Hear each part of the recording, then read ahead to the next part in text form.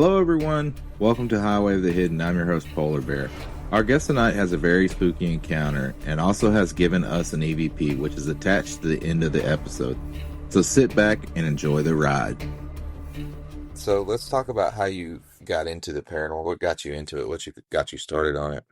I was always very fascinated with it. Nothing in particular. I didn't have anything happen as a kid or anything like that. It was just something that I drew my attention as I was growing up. And I lived in Norco, California. It's in Riverside County. And I was looking up paranormal investigators in my area. And there was one in Anza, and it was West Coast Paranormal Research Society. It was owned by Troy Tackett. I went down, I met him, I met his wife, and a couple other people. I don't remember their names offhand. I was a little nervous and started coming to just a couple there. It wasn't a class. They didn't really have classes, but they would talk to you about the different types of paranormal, what they did. Their biggest thing was to help people who had problems.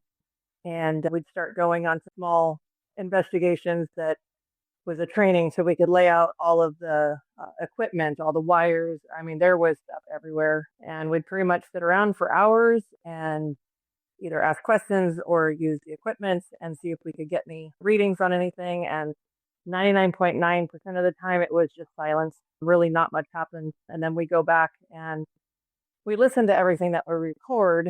And once again, it's a lot of silence and you don't really get anything. So it's very tedious and it can get a little boring. You fall asleep sometimes when you're like listening to stuff. But as your ear trains to listen to these EVPs, he would put different ones like for us to listen to that they had captured in the past, and we'd be able to make them out because it's not just always the voice. There was whispers, there was faint little sounds, and you could either debunk it or it was a mystery or it was like legit actual words. And when you were present and you know who was in the room with you and you heard this stuff, you know that it wasn't the people that were in the room with you. So that was something that kind of got me more excited about doing the EVP, is because we catch little things here and there. But Right. this particular one was, that one was insane. So that was pretty hardcore. So where were y'all at when y'all got it? What was the location? So it was a house that was close to Cal State Fullerton. So there were several college students that lived in it. People would come and go. They'd rent a room, or there was a garage actually that was transformed into a room. And they had contacted us. We had the two people that did the screenings and the interview. I'm sorry, there's a train across the street. I'm sorry, I hear it really loud. They were police officers.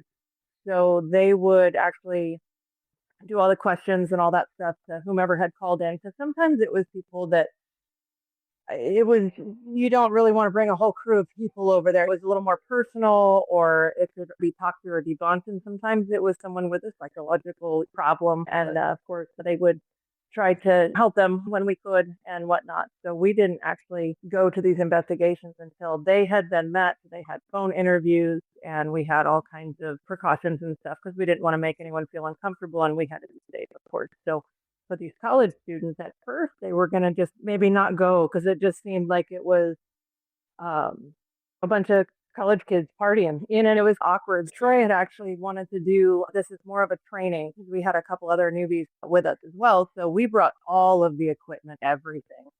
And a couple of the stories were that whoever ends up living in the garage area ends up being a raging alcoholic, and they maybe weren't drinkers before or things like this. Someone said that the light flicker. So your basic stories that you would hear someone say. We were there to either debunk it, catch it, or just use it as a training situation.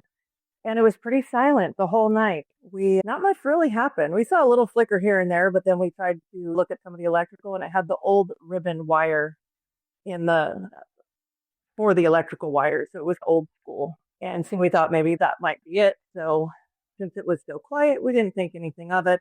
A couple of days later, we called it the ghost office, and we went up to Troy's ghost office, and we all had our little computers and we had our recordings, and we'd plunk them in, download them, and we'd just start sitting down to listen. And when we were in the bedroom where there was a flicker, there was a gentleman, his name was HB, and that's actually what we called him. He went out to go get a K2 meter just to use that and see if there were any spikes or anything like that. And then Troy was in the room, and there was three other girls and then myself. And after HB left, of course, I went and pet the cat that was on the bed. There was a cat on the bed, and I'm petting the cat. And Troy, he was standing to the right of me, and he goes over, he picks up the cat, and it was laying on the bed, and he picked up the cat and he's petting on it. And it's dark. We can't really see. We had the infrared going. There was like a red light coming out of the side of the room. And I don't know, the cat like all of a sudden just claws out, Spaz jumped down, and he's, oh, come here, kitty. That's weird. Cats usually like me. And then we just continued on. And that was the extent of that. Nothing happened. There was no weirdness, no chills, no cold, no weird sounds, anything like that. So when we were in the ghost office and I was listening to my recording and I got up to that part where you hear in the recording. Right. And I hit pause and I turned around because Troy was over listening to his. And then we had somebody else on the other side listening to a recording from another part of the house at the time. And I was watching him, and all of a sudden he sits straight up. He got his earphones on, and he looks over his shoulder. I'm like, "You got it too." So there was two recordings of this actual EVP. Mine was farther away because I was farther away from where Troy was standing with the cat. Mm-hmm. Troy's and our little ghost jackets that we had, they were like little Dickies jackets, and there's a teeny tiny pocket on our left shoulders, and we would just put our recorder in there if we were standing still, and that's where he had his. Whatever this was very close to Troy, as you can hear in the video, or I'm not the video, I wish I had a video, in the recording. And yeah, it was gnarly. So we didn't end up going back to that house, but some of the more experienced people, they got together and went and talked to some of the people that lived there and whatnot. Nothing really came of that, I guess you could say. But no, that was, what do they call it? Class A EVP. So, yeah. And I've actually saved that on all my phones over all the years. This is the early 2000s, and I've saved all of the recordings and whatnot for many years because it's pretty epic, actually. So yeah, that's one of the most clear EVPs I've ever heard out of all, like watching the YouTube people and from Zach Bagans and all of them. That's like the clearest one I've heard. And so the second voice is the EVP, right? The real eerie voice.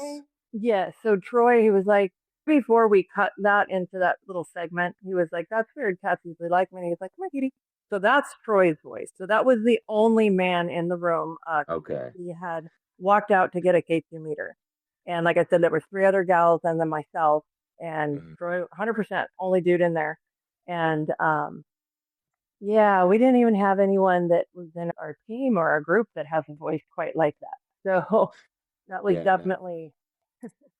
Yeah, that voice, and that when you hear it, it just it stopped me. Like I was walking and I was like, oh, let me hear it. And like you said, you hear Troy's voice and then you hear it and it's yeah, no, it's groovy. I get you. So needless to say, I did a couple more little things here and there. We went to there was a mission. We went out there. A lot of it was just for practice and getting together. And I've never really caught a whole lot of wow stuff. That was like the doozy right there. But after getting that EVP, knowing I was in the room, knowing that voice was not connected to a human being in the room, that gave me 100% proof something's not right. And I actually didn't really want to keep continuing because I got nervous. They did have a demonologist in the group, and there were some higher up, more knowledgeable people that were in the group, and they would handle some stuff. And they actually had some situations happen later on in another investigation that I did not go on.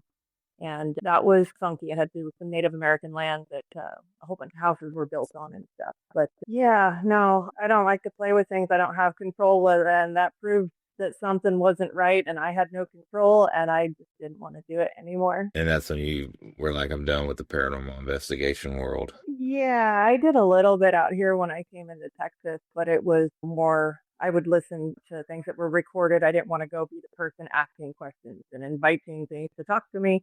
So I would do a lot of the listening and stuff and see if I could pick things up. And we actually, we did a thing at the Galvez. They were wanting to see if there was going to be enough information and things caught to do a TV show there or something. So we weren't part of the TV show, but we got to walk all over and some of the different areas. It was really fascinating, but once again, we didn't catch anything. You usually don't. It's very rare unless you're somewhere that I would never want to be. You don't normally catch things. And usually it's unsuspecting people that catch stuff. I actually have a book here that I'm going to do an episode on about. I'm originally from Angleton, not from Santa Fe, but I live here now, called Ghosts Along the Brazos. It was Okay. written. It was written in, I want to say, like the 70s or the 80s. Another lady that wrote it, she passed away, but it's all about the ghost in Missouri County, and it's Okay. very interesting. And I've read it like 8 or 9 times when I was a kid. Now I'm going to do an episode on it. Not sure when. Probably a month or two from now, I'll be able to actually get to it and do an episode. I got several other ones in the works right now, but I'll get to it and be able to do it. And it starts with like Britt Bailey and a couple other ones. That's the only ones I've really actually done.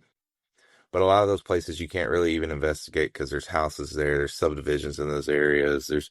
It's all grown up from when she wrote the book, so it's And depending on if there really is, like, some of it's just trapped energy and might still Mhm. be there, even though there might be, structures there. So hopefully it's not bad energy and the people living there are okay. But Right.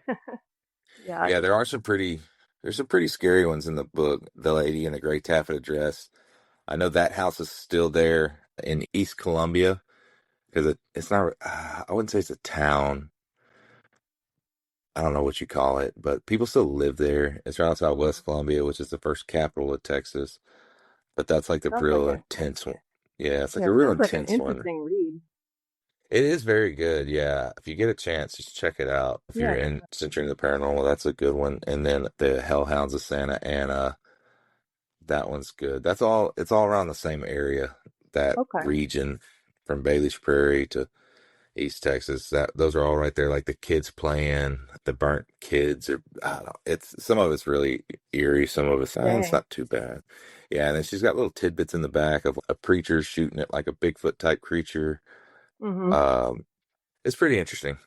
We'll say this. It's not a very long book, but it's pretty good.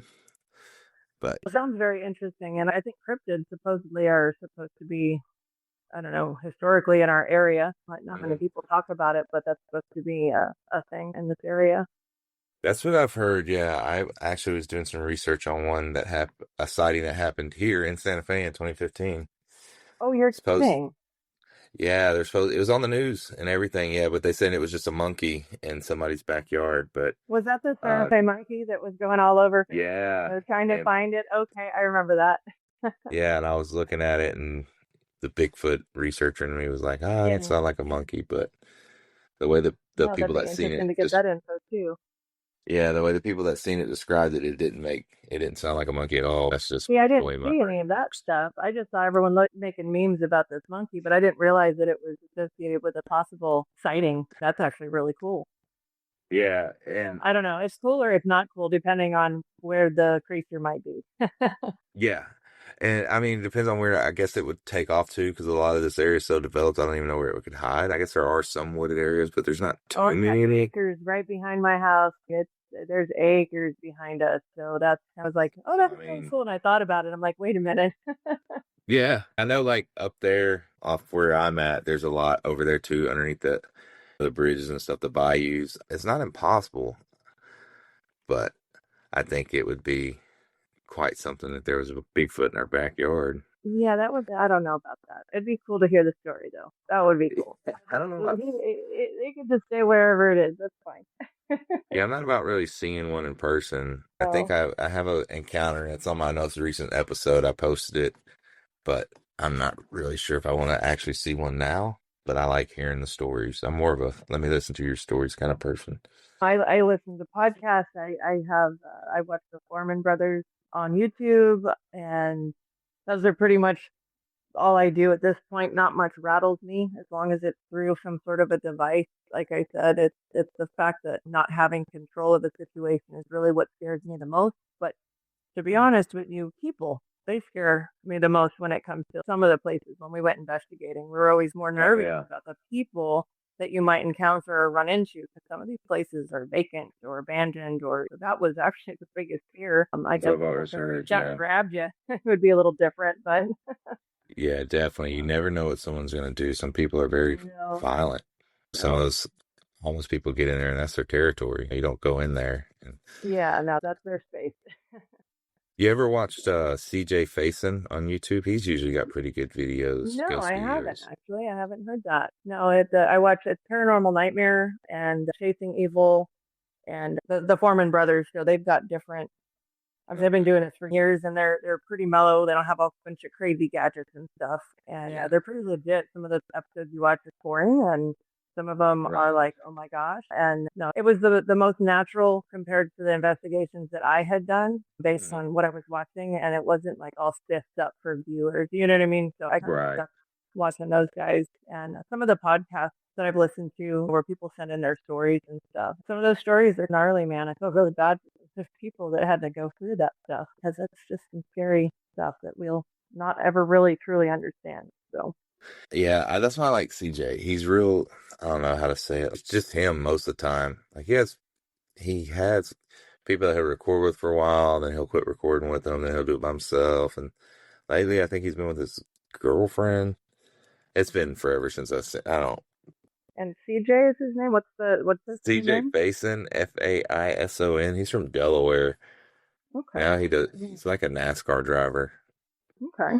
No, I'll definitely check Or him out. That sounds good. or now he does the Baja races out in California, I think. And even adrenaline junkie.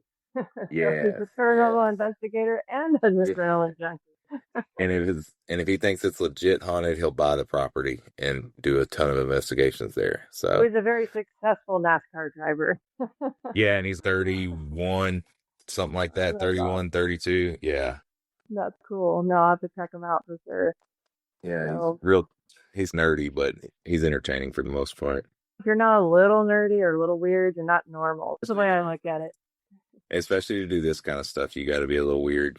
You're not going to Some be like, people look at you like, say what? And other people look at you like you need to go to church. And some people are interested and some don't even talk to me about it. It's exactly. across the board. Especially, So that's what most people like. I usually, when I first started posting about it, I'm like, man, I'm gonna get judged. And so many people opened up like, oh, I'll do it. I'll talk to you about it. I'm like, oh, really? Like some people I never even expected to message me were messaging it's me. being accepted more, I think. It's not that people are like looking for it, but it's happening and people have their cell phones or their cameras and video things are everywhere. And I think people are realizing that there's something that's not just our little world that happens, whether it be just a dimensional thing or um, like legit spooky, creepy things. Like I said, we'll never fully know the full answers, but it's sure fun to try and figure it out. As long, I don't know, for me, as long as I'm not present in that situation at the moment. It's right. Far, Yeah. great. Yeah. I don't want to be forced into, I don't know how to, I don't want to see like a demon face to face. I don't mind hearing the stories and Yeah. watching on TV. And some of those people, I don't know, like some of the guys, I don't know, I'm like you, some of the people on YouTube and they get exposed for being fake, and it's I could tell. Don't watch Well, this video; it could they attach pump itself to it you. up. Yeah, I mean, they pump it up a little bit for viewers and they make their money that way. And honestly, it might be some of the stuff may be real and some of it's not. But I mean, they actually are working their ass off, going to locations and spending hours and all the editing. So really, they are doing something. And I think, cool, it's worth a subscribe button if it's entertaining. We watch that stuff all the time on TV. But to look for the real deal and all that stuff, a lot of the people that really go after that stuff, they don't necessarily broadcast it. They're legitimately out there to help people. And because some people have some serious problems. Like I don't know, I 100% believe in that stuff. Obviously, why I'm intrigued by it, but And you it can definitely have really the mess proof up for your life. sure. Yeah. And there'll still be people that'll listen that'll be like, "Oh, that's fake," and all power to them. Whatever. Oh yeah. Everyone has their opinion, but I was in the room, so I know for a fact what I'm saying out of my mouth is 100% true, and I was there. So Exactly, and that's what's and you're 100% correct on that. I'll record the episode and I'm gonna plug the EVP, and there's still gonna be people. Oh man, that's the fakest EVP ever, and it doesn't matter. But there's gonna be several people out there and be like yes. creeped out because when you hear it, that's you could tell that's not a human's voice. Like the It chills you get doesn't. automatically. Yeah, it gets into your deepness, like it hits your core a little bit. You're like, whoa, I don't know. It's It definitely freezes like you up. yeah. And it was just weird because the cat didn't just jump down. He went "Rah," and spazzed out and then jumped on the floor and nothing, but nothing was happening in the room. We were all just standing there and we'd ask questions here and there and little chit chat here and there. And then someone else would go pet the cat. It was so normal. It was just, we're standing in a dark room that was owned by somebody else with a bunch of little recorders and infrared going. And to hear that a couple of days later, it was like, wait a minute.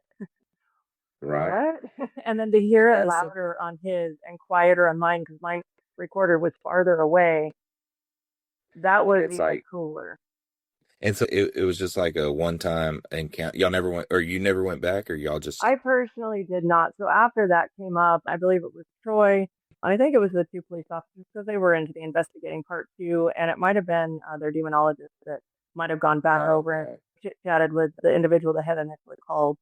But I don't really know what came of that. So there was probably about, I don't know, 12 people in the group. Some can make everything, some was here and there. And I did a lot of the listening. And, I and really, what would, and a quick question, just so I can Mhm. write it down. What would y'all do if y'all found something to be haunted? What would y'all like? If I should So give people, there's a difference between residual haunts, intelligent haunts, demonic haunt. There's different categories. So most of the time it was like you think like trapped energy. So things would happen, you would hear the same door close randomly, and it was always the same door, and it could just be trapped energy, not necessarily anything moving or a spirit there, but that's what they would consider like a residual haunt or a trapped energy. An intelligent haunt would be something like a poltergeist or something that interacts with you or something. And then, of course, you have all your crazy other categories that go off with that goes beyond bump in the night, but guys just in that. And the parapsychologist, he'd pop in occasionally. I don't remember what college he taught at, but he would pop in occasionally and just try and educate us a little bit on some of the stuff with what was it?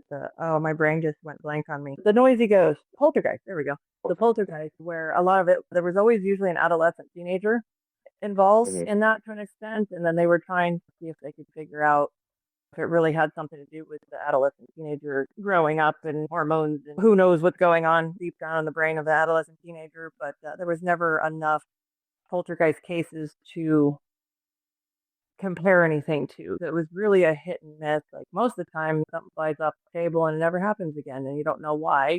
We never really said, okay, this place is haunted. It's really, people don't understand what they see on TV or what the stories they hear.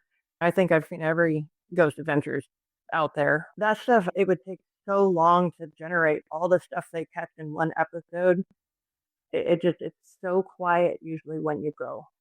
Unless you go somewhere, was it Bobby Mackey's? I think they tore that down, that bar at the place of that were like legitly anyone and everyone could go there and usually come out with something. Those kind of places, they don't really exist that much. At least people don't talk about them, or they're afraid to. I don't know, but the other really big thing is being strong enough as an individual, whether it be with faith or just your self confidence. Like I said, you don't really have control, but anytime you do any sort of opening the door to allowing some of this stuff in, you have to be very careful, and those people aren't knowledgeable in that department, which I wasn't, and I still am not. That's why I watch it over TV, because I just don't want to mess with things that I don't understand. right. So You don't want to let it in and not be able to get it back out. Yeah, that's exactly. the thing. Yeah, it's no, thank you, but Yeah, no, that makes sense. Yeah, that's how I am. I don't want to do investigations and stuff like. I don't want to mess with something I have no way to control it. it's nice because Mhm. you give some people opportunities to get their stories out, so that's nice. Oh yes, I'm all about it. I like. I've always been into this paranormal. I'm into cryptids, and the conspiracies are just something I've done forever. And I'm a conspiracy theorist hardcore, but I want to hear everybody's ghost stories. And it's really hard to get people to tell me their ghost stories, and some of them I know are traumatic. So I think that's a lot of it. Some Well, people some just people have might be embarrassed because society shuts it down so hard, and like, it's starting to be a little more accepted. I guess you could say that, and like UFOs and all that's really been bigger and bigger into Mm. acceptance for society, and maybe people will start being more comfortable. But I'm hoping so, and that's why I don't mind, like with your situation where you're like, I don't want to be recorded, and that's fine too. I tell people, I'll write your stories down and I'll read them for you. It doesn't bother me. That's not a big deal either. well, I'm not as People just, terrified now. So once we get done with all this and life is good, I'm able to speak to you. And I thought I'd be a little bit more like weird. If it all turns out fine, then you can use it. But I was like dreading it. And as soon as he said, okay, I'll just write it down, I felt better. So now that I'm in it, I don't know, it should be fine. Because like when you're standing in a house and it's dark and you have other people around and you have to talk to nothing and start asking questions, I was embarrassed about that too. And you get more comfortable with it after a while. But you feel corny in the beginning, and then it just yeah. becomes second nature. So it's just, I know, getting used to things. So Yeah, and that's perfectly fine too. Yeah, I'll just edit a little bit of here and there, and then we'll be good to go. that But works. At least you're having fun. So I appreciate you coming on. I really do. yeah, no, absolutely. I've seen your post before, and I thought about reaching out, and I just didn't. I didn't. And this last time, I'm like, it's been sitting on my phone for years, and I show some people, like when some of my students or clients, 'cause we have the horse thing and all that stuff going, and I was like, maybe it'd be cool to let other people hear it too, because it's, I don't know, it's intriguing. I guess you could say it's creepy, but it's intriguing, and everyone's got their opinion, but at least they can hear it, and I don't know, just share the wealth on a Class A EVP. I don't know, so, but it is Class A. yeah. It's still technically it is owned by W, even though Troy he now lives in Tennessee. He's tried to get another group going up in the Tennessee area, but I don't know if that's gone as big as it was back when we were younger. How that goes, and but yeah, it was their recorder, but in fact it was a few years ago. Yes, it's all the EVP, and I sent it over to him because he had lost it, so it's floating around and it's all good. But no, it's definitely want to share that with people. Yeah, I'm definitely glad you did. I'm So gonna definitely plug it in at the end, and then we're gonna get it out for the world to hear. That's gonna be awesome. yeah, no, that'll be awesome. That'll be super cool. And how do I find how to listen to the podcast? Because it was on Spotify and what else? It's on Spotify, Apple, and Podbean. When we get off here, I'll send you a link. I'll text you the link to the. Do you have Apple or Spotify? I don't think I have either downloaded, but I'm an Android, so I would probably have to Okay. use Spotify. Okay, I'll send you the link when we get off here. I'll send you instead of the individual, I'll just send you the whole link of Spotify when we get off Okay, here. and that takes me to where I can listen to all your other podcasts as well. Yeah, you'll be able to listen Okay. to every episode that's up there. Perfect. That's awesome. Very cool. Okay. I love podcasts, especially the creepy ones. A few creepy, there's some, I forget what's all on there, but yeah, it's 5 or 6 of them. Awesome. Very cool. All right, thank you so much for coming on. I appreciate it. Absolutely. Have a wonderful day, and it was a pleasure. Oh shit. See what the cat just did? That's what I was doing. Come here, kitty. Come here, kitty. That's it for tonight, everyone. If you'd like to be on the show, remember, shoot me an email. My email address is polarbearhoth@gmail.com. Also, you can reach out to me on the socials, TikTok and Instagram, polarbearhoth, or follow the new Facebook page, Highway of the Hidden.